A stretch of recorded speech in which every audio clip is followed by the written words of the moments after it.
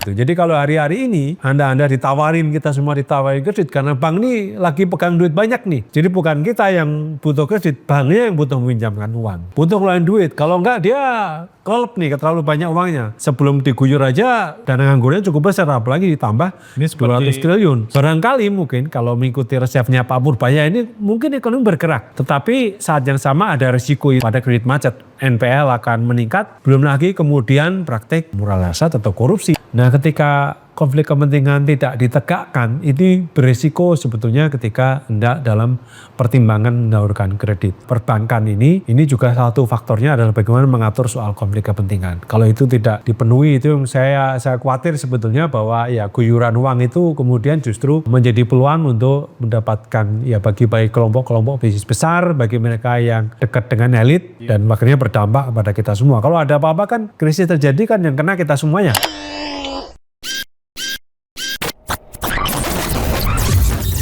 Halo sahabat integritas, jumpa lagi di kanal 1 Visi Utama program Buka Kartu. Purbaya, Menteri Keuangan beberapa waktu lalu kembali mengguncang jagat keuangan kita setelah mengambil keputusan mengguyur Bank Himbara 200 triliun ya SAL.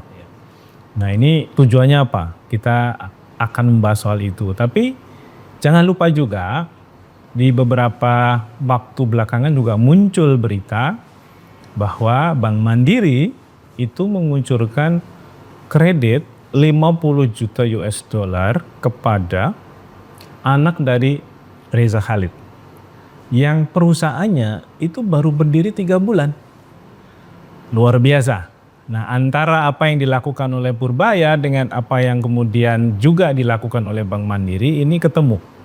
Nah, apa konsekuensi dari penyaluran SAL kepada Bank Himbara? Kita akan mendiskusikannya dengan Mas Danang Widoyoko PhD, Sekjen Transparansi Internasional Indonesia. Mas Danang, Iya. soal guyuran pemerintah Ya, ratus triliun. kepada Bank Himbara. Dulu saya mikir setelah ada dana antara selesai, pemerintah nggak cawe-cawe lagi. Ya, tapi ternyata masih harus dilakukan upaya itu. Sebenarnya tujuannya apa sih Purbaya ini mengguyur dana sedemikian besar? Ya, tujuannya secara umum tentu ingin menggerakkan ekonomi ya, ingin menggerakkan ekonomi. Jadi kita mulai dulu dengan memahami cara berpikirnya Pak Purbaya ya. Pak Purbaya itu melihat persoalan terutama kemarin demo di Agustus itu karena ekonomi tidak cukup tidak sedang baik-baik saja lah gitu ya. Jadi ekonomi sangat berat, situasi ekonomi sangat berat sehingga kemudian itu mendorong orang untuk berdemonstrasi, orang marah gitu ya. Lalu kemudian solusi yang dia lakukan adalah dengan mengguyur uang melalui bank-bank Himbara dengan memindahkan uang pemerintah di Bank Indonesia ke bank-bank milik negara. Gitu. Oh itu yang awalnya dia bilang masih banyak duit nganggur tuh. Iya duit itu taruh di Bank Indonesia. Dan memang cara kebijakannya memang berbeda dengan Sri Mulyani, menteri sebelumnya. Dan memang dia ingin membuat distingsi ya perbedaan dengan cara dia menangani ekonomi dengan menteri sebelumnya. Kalau Sri Mulyani barangkali dikritik melalui yang saya lihat kritik-kritik Purbaya atau pemerintah yang lainnya kan menyebutnya terlalu konservatif ya, terlalu ketat menjaga ekonomi gitu ya, terlalu hati-hati gitu ya. Mungkin saya memahaminya karena Bu Sri Mulyani ini kan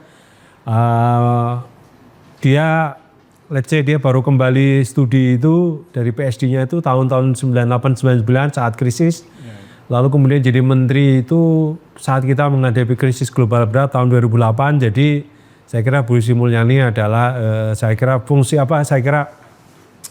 besar Bu Sri Mulyani adalah sebetulnya berhasil memimpin ekonomi Indonesia keluar dari krisis. Dan itu yang kemudian dikritik karena kemudian terlalu ketat gitu. Nah, meskipun ya ekonominya sebenarnya tidak terlalu bermasalah. Pada masa pemerintahan Jokowi pun sebetulnya ekonomi relatif cukup bagus ya, tumbuh 5% gitu ya. Dan kemudian ya tidak terlalu bagus tetapi juga tidak terlalu buruk. Nah kemarin konteksnya kan di demo bulan Agustus itu yang kemudian membuat Menteri Keuangan Purbaya membuat kebijakan yang sedikit berbeda, terutama dengan mengguyur uang melalui bank-bank himbara agar kemudian himbara ini nggak punya duit.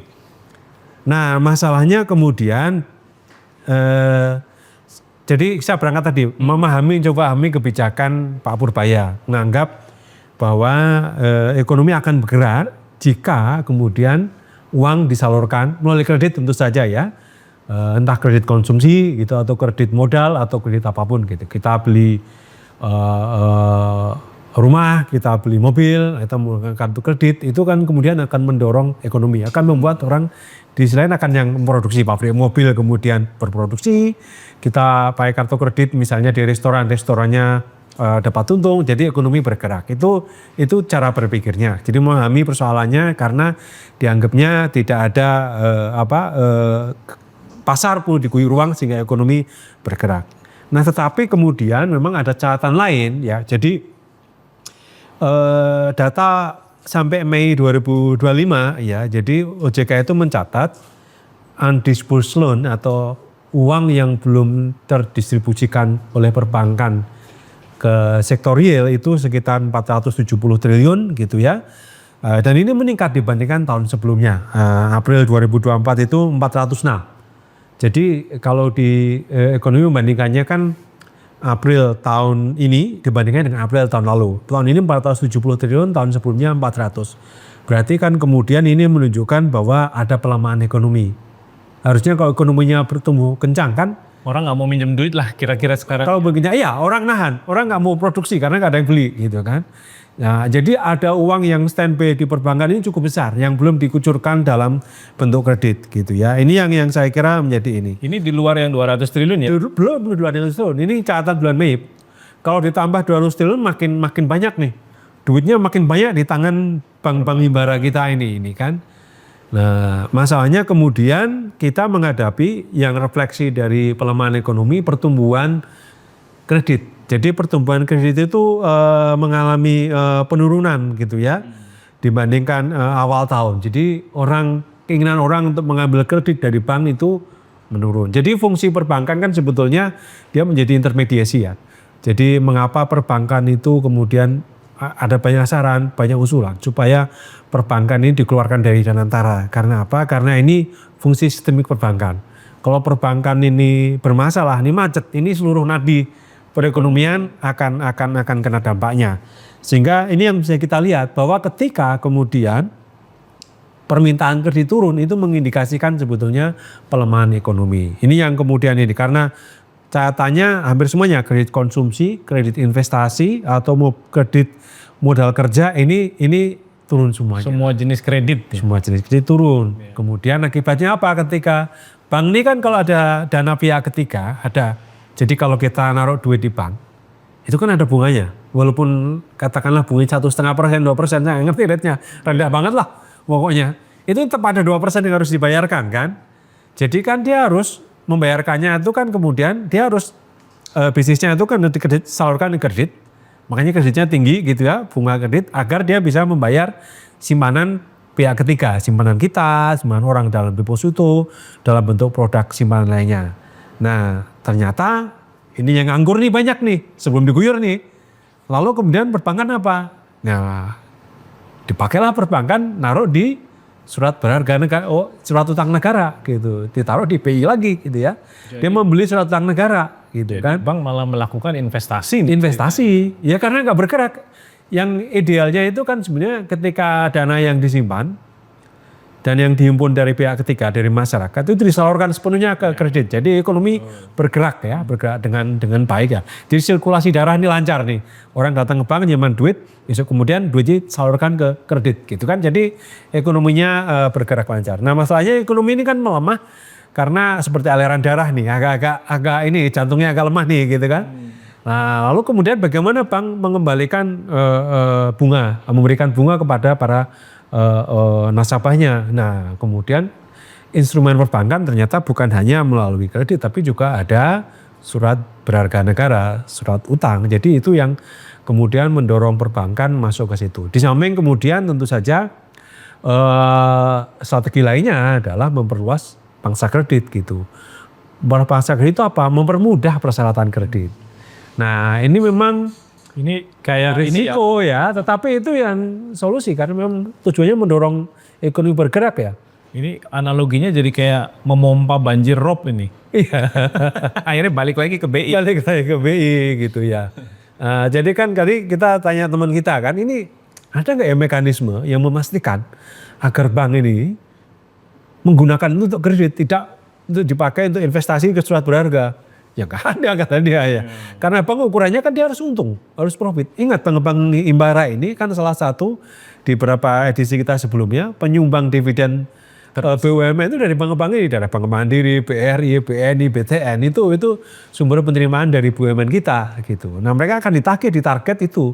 Dan dari mana? Ya tentu bukan hanya dari kredit, satunya adalah dari surat berharga negara. Itu yang ini. Nah cara lainnya itu tadi mempermudah persyaratan kredit agar orang meminjam gitu. Jadi kalau hari-hari ini Anda ditawarin, kita semua ditawarin kredit karena bank ini lagi pegang duit banyak nih. Jadi bukan kita yang butuh kredit, banknya yang butuh meminjamkan uang gitu. Butuh ngeluarin duit. Butuh ngeluarin duit. Kalau enggak dia kolap nih, terlalu banyak uangnya. Sebelum diguyur aja udah banyak dana nganggurnya cukup besar, apalagi ditambah Ini 200 triliun. Seperti Cina menginvestasikan uang kemana-mana ya. Iya, karena di dalam negerinya sudah nggak bergerak nih ekonominya. Jadi dia harus ekspansi keluar, mencari pasar-pasar baru ini kalau konteks Cina ya. Kalau konteks Cina ini kan sebetulnya karena Cina ini operasi global, jadi dia lebih memudahkan pergerakan ini, aliran darah ekonominya ini bukan cuma di dalam negeri, tapi di luar negeri juga. Makanya Cina agresif sebetulnya memberikan pinjaman, bahkan kadang dengan bunga yang murah atau katakanlah kalau nggak sanggup bayar bisa di reschedule, bisa diperpanjang lagi. Karena apa? Karena kemudian kalau dipinjamin proyek dari uang dari Cina, kontraktornya dari Cina, ada pekerjaan untuk orang-orang Cina gitu ya. Banknya bisa memutar uangnya, lalu kemudian ekonominya bergerak karena sebagian tenaga kerjanya kan dapat income dari situ. Nah di kita kan ekonominya masih belum sebesar Cina yang bisa menjangkau luar negeri, kita masih di dalam negeri, jadi masih tidak mudah. Negeri itu pun sebagiannya informal ekonomi. Sebagian besar informal ekonomi yang tidak terjangkau oleh mekanisme perbankan gitu ya, dan tidak tercatat sehingga kemudian juga tidak bisa berkontribusi melalui pajak gitu ya.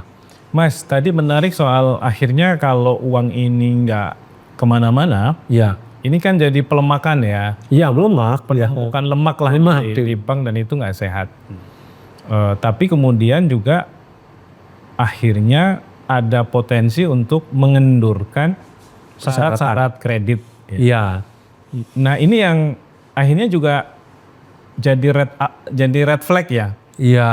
Dari sudut pandang governance ya. Ya, tata kelolanya. Karena kalau isu tata kelola soal kredit ini enggak sesuai dengan standar yang berlaku, akhirnya juga akan menimbulkan potensi fraud gitu ya. Iya, ada masalah baru. Macam-macam, tapi angka yang pasti itu NPL-nya akan naik, performing loan-nya akan naik. Nah itu gimana Mas?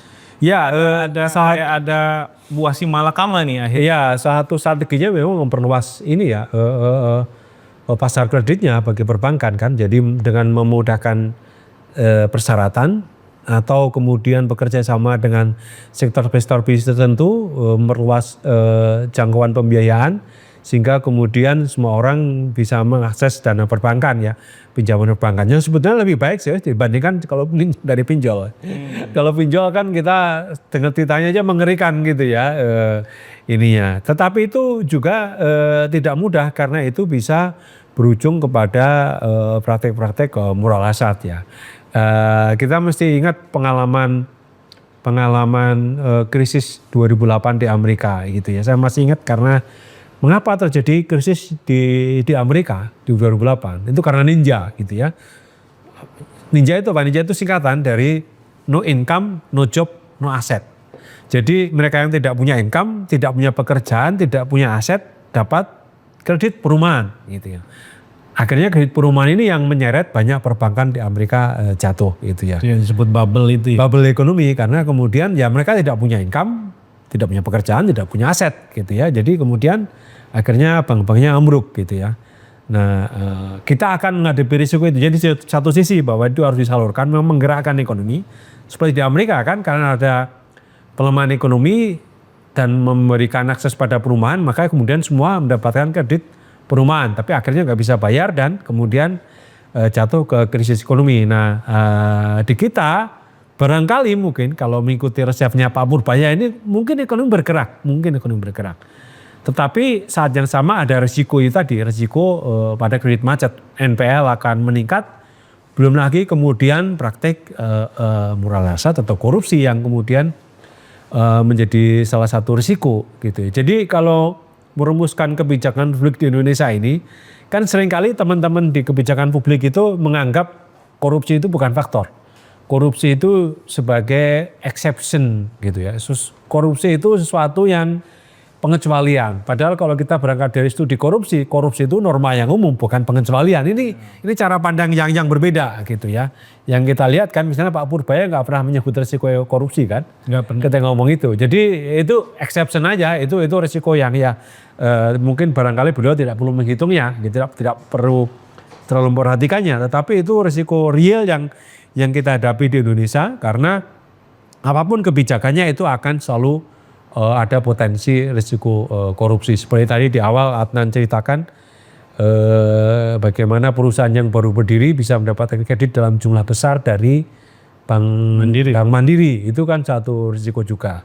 Nah, saya juga ngecek, nanti bisa tampilin juga data dari Instar. Jadi Transparansi Internasional bekerja sama dengan majalah Tempo kan membuat indeks ESG sebetulnya, Environment, Social, and Governance. Agak berbeda dengan yang lain, governance-nya ini indikator-indikator dalam governance itu kami ambil dari prinsip-prinsip integritas bisnis. Nah, yang data yang akan saya tampilkan ini dari integritas bisnisnya aja. Jadi kita cek sebetulnya bank-bank BUMN kita yang besar itu tidak berada di peringkat atas gitu ya. Dia masih berada di bawah, misalnya yang paling tinggi skornya itu yang saya cek kemarin itu Bank IBK Indonesia, Bank IBK itu Industrial Korean Bank lah, dari Korea. Lalu BCA itu di atas gitu ya. Danamon di atas, SMBC itu BTPN dulu, sekarang SMBC, Sumitomo Mitsui Bank. Jadi itu di atas BTN, di atas Mandiri, di atas BRI, dan di atas BNI gitu. Jadi saya kira ada resiko yang cukup besar. Itu dari satu ukuran umum, secara umum ini integritas bisnis. Ini dari kepatuhan. Yang dilihat apa integritas bisnis itu? Dilihat ini sebenarnya kepatuhan mereka menerapkan prinsip berintegritas. Salah satunya misalnya apakah mereka mengatur soal, apakah mereka mengedepankan prinsip anti korupsi. Kemudian mereka melakukan pelatihan anti korupsi di level direksi, manajemen, dan juga vendor-vendor dan anak perusahaan. Apakah mereka menerapkan whistleblower protection? Ada enggaknya gitu. Kemudian apakah mereka mengatur soal konflik kepentingan, revolving door, cooling off period, itu juga penting gitu ya. Dan itu banyak yang tidak diatur. Itu prinsip-prinsip sebetulnya. Walaupun itu sekadar kepatuhan ya, cuma checklist ya. Tidak menjamin juga ketika mereka mengatur itu, seperti ISO 37001 lah. Itu tidak menjamin ketika mereka sudah punya ISO mereka bersih dari korupsi. Tetapi minimal ada kemauan bahwa mereka katakanlah membuat fakta bahwa mereka tidak melakukan korupsi. Tapi dari sisi kepatuhan aja banyak yang tidak memenuhi skor. Harusnya itu full harusnya mereka, tapi ternyata tidak semua bisa sampai full. Berarti masih ada gap yang cukup besar sebetulnya. Padahal Bank Himbara itu nilai asetnya besar sekali. Oh, nilai asetnya besar, mereka sangat besar ya. Jadi catatan saya ini, saya ngecek di akhir tahun 2024 ini misalnya bank dengan aset terbesar itu Bank Mandiri, 1.600 triliun ya asetnya. Maaf, asetnya itu 2.400 triliunan gitu ya, disusul kemudian BRI 1.900 triliun, baru disusul kemudian BCA ketiga. Berikutnya BNI. Jadi ini negara ini, sektor perbankan dikuasai negara sebetulnya. Kemudian jumlah kredit yang disalurkan itu Mandiri paling tinggi 1.300-an triliun. Kemudian disusul BRI, baru disusul BCA. Jadi Mandiri, BRI, dan kemudian BCA baru BNI. Jadi itu, dan disusul BTN ya. Jadi dari 5 terbesar itu 4 itu milik negara. Jadi ini yang menurut saya negara ini masih berperan sangat besar dalam ekonomi, terutama melalui perbankan, dan kalau kita tidak bisa memastikan kepatuhan yang tinggi terhadap prinsip bisnis berintegritas, maka peluang bagi munculnya praktek korupsi itu akan sangat terbuka lebar. Seperti tadi disinggung di awal, bagaimana perusahaan baru itu bisa mendapatkan kredit dalam jumlah besar gitu ya. Nah, ke depan dengan ada guyuran 200 triliun ini, bank pasti akan, menurut saya akan melonggarkan persyaratan kredit, akan nawar-nawarin dah gitu ya. Sekarang marketing kreditnya perbankan pasti akan banyak keliling, pusing nih kan, karena memang disampaikan Pak Purbaya kan, ya sekarang bukan lagi fiskal, moneter yang kerja gitu kan. Dia menyerahkan sebetulnya bebannya ke moneter supaya perbankan turut mendorong pertumbuhan ekonomi, bukan fiskal lagi, bukan cuma pemerintah, tapi perbankan yang turut mendorong gerakannya ekonomi gitu ya. Jadi bukan hanya mengatur berapa misalnya rate bunga tahun ini diterapkan, tapi juga bagaimana perbankan akhirnya bisa menggerakkan penjual kredit lebih banyak lagi. Kreditnya lebih besar. Kalau enggak kan berbahaya. Nah tadi pelemakan. Lemak kalau berbahaya, makin banyak lemak yang ditimbun, uang yang ditimbun, kan akhirnya dilempar ke surat utang negara, bebani BI lagi. Mas terakhir, ya. Kita tahu secara genuine beberapa korporasi besar di Indonesia itu kan juga punya relasi politik. Oh ya. Nah, yang kita khawatir 200 triliun itu dilihat sebagai katakanlah objek baru nih yang bisa dieksploitasi. Iya, peluang bagi bisnis besar. Kita tahu lah relasi politik bisnis kita itu kan masih sangat jauh dari prinsip-prinsip tata kelola yang baik ya. Dan itu tercermin juga dari situ. Itu baru satu ukuran loh tadi. Itu baru satu ukuran kepatuhan terhadap prinsip bisnis berintegritas. Ukuran lain adalah keberadaan politically exposed person. Ya itu dia. Itu yang ada di jajaran komisaris di perbankan kita. Ini yang terutama bank-bank negara ya. Ini yang kemudian membuat ini sangat-sangat rentan karena praktek konflik kepentingan praktis tidak banyak diatur di dalam ininya gitu, di dalam bank-bank negara kita ya. Mereka mengatur hanya level di manajemen tengah bawah gitu ya. Iya, iya. Bukan direksi atau komisaris. Iya, iya. Ini yang kemudian menjadi ini ya. Misalnya ya, kita ambil contoh nih, komisaris Mandiri itu kan ada Pak Yusuf Ateh yang BPKP gitu ya. Padahal pemeriksa ada kemudian sampai 2005 ada Zainuddin Amali gitu ya.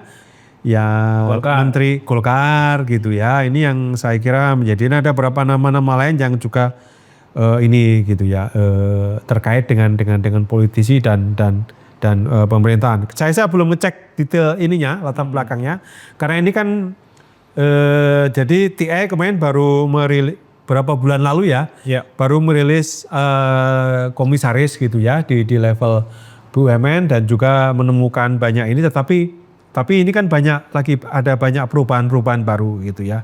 Dan kadang-kadang perubahannya juga mendadak. Oh iya, perubahannya cukup ini. Misalnya ini masih belum berubah nih, BNI misalnya ada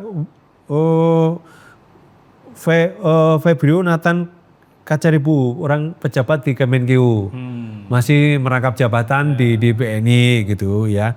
Ini kan kemudian menjadi masalah, belum lagi wakil menteri juga sebagian yang udah diatur oleh MK ternyata tidak segera dikurangi, malah ditambah nih. Waktu 2 tahun yang disiapkan MK untuk transisi ternyata dimanfaatkan sebagai jendela untuk segera memasukkan wamen yang ada untuk menduduki jabatan komisaris. Ini yang saya kira 2 tahun lah ya. 2 tahun gitu ya. Jadi 2 tahun. Ini yang ini. Ya ada Mas Teddy Barata di BNI juga. Teddy Barata itu di Kementerian BUMN dulu ya. Kemudian ya ada beberapa nama juga misalnya gitu ya. Tadi Febrio Nathan Kacaribu dan ini praktek yang banyak di BUMN kita. Nah, situasi ini kan yang membuat sebetulnya konflik kepentingan menjadi sulit diatur itu. Nah, ketika konflik kepentingan tidak ditegakkan, ini berisiko sebetulnya ketika hendak dalam pertimbangan menawarkan kredit gitu ya. Jadi itu menjadi PR besar bagi kita bagaimana membangun integritas ekonomi terutama perbankan ini juga salah satu faktornya adalah bagaimana mengatur soal konflik kepentingan. Kalau itu tidak dipenuhi itu saya khawatir sebetulnya bahwa ya guyuran uang itu kemudian justru menjadi peluang untuk mendapatkan ya bagi kelompok-kelompok bisnis besar, bagi mereka yang dekat dengan elit mendapatkan sumber pendanaan murah, sumber pendanaan baru gitu ya. Dan akhirnya berdampak kepada kita semua. Kalau ada apa-apa kan krisis terjadi kan yang kena kita semuanya. Karena ini perbankan ini kan saya bilang tadi ini kan seperti darahnya ekonomi kita.